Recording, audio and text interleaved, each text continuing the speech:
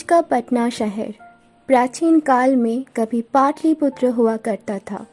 सम्राट चंद्रगुप्त तथा मौर्य साम्राज्य की राजधानी। प्राचीन समय काल में ये शहर चारों तरफ से लकड़ी की मजबूत प्राचीर से घिरी थी।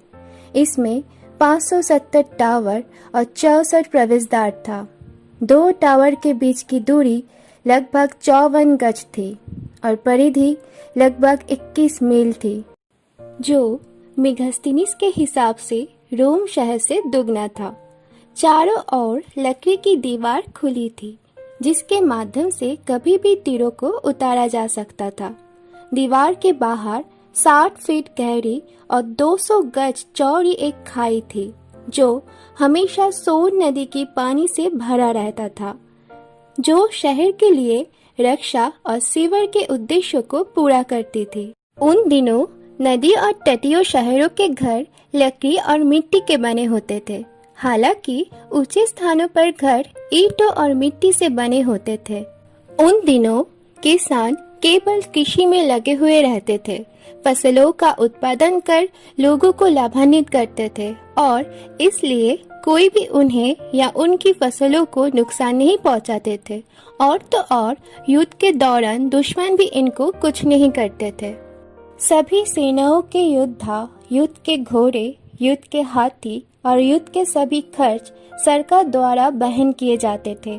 जब युद्ध के मैदान में जाते थे तब रथों को बैल द्वारा घसीटा जाता था और घोड़ों को उनके गले में रस्सी बांधकर ले जाया जाता था, क्योंकि घोड़ों से रथ खिंचवाने से घोड़े थक जाते।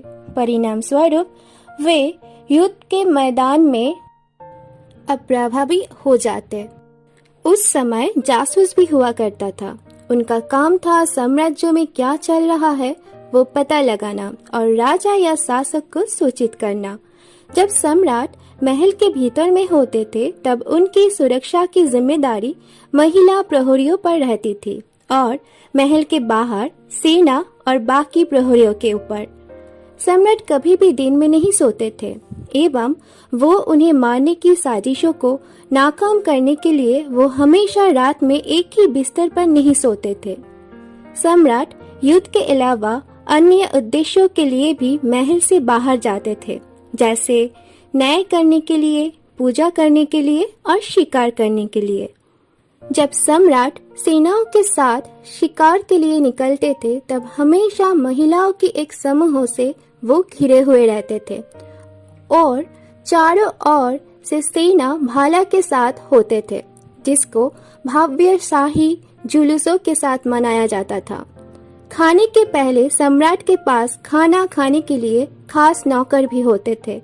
एक बार जब मेगास्थनीज चंद्रगुप्त मौर्य के शिविर में गए थे तब वहां पूरे 4 लाख लोग आए हुए थे, लेकिन कभी उन्होंने ये नहीं सुना कि 60 मुद्रों से ज्यादा की कभी कोई चोरी हुई हो। पाटलिपुत्र प्राचीन समय विश्व का सबसे बड़ा शहर था।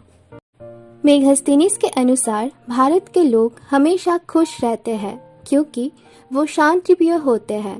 उस समय कोई लिखित कानून नहीं था। लोग एक दूसरे पर भरोसा कर पैसे उधार देते थे।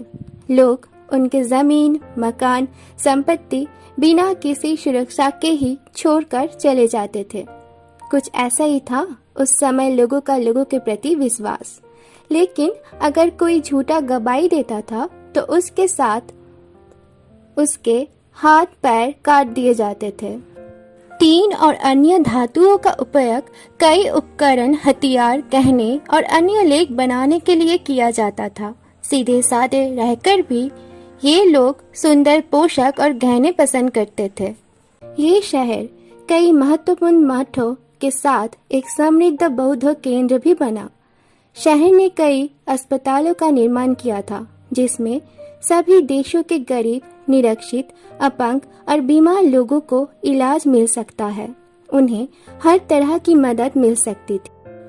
चिकित्सक बीमारियों का निरीक्षण करते और उन्हें भोजन, पानीय और दवाइयाँ देते थे। इतिहास में इस समय को सबसे बेहतर समय माना जाता है। दोस्तों, इसी तरह की इंटरेस्टिंग और इंफॉर्मेटिव वीडियोस के लिए आज ही हिस्ट्री ऑफ दुनिया को सब्सक्राइब कीजिए और लाइक और शेयर करना मत भूलिएगा।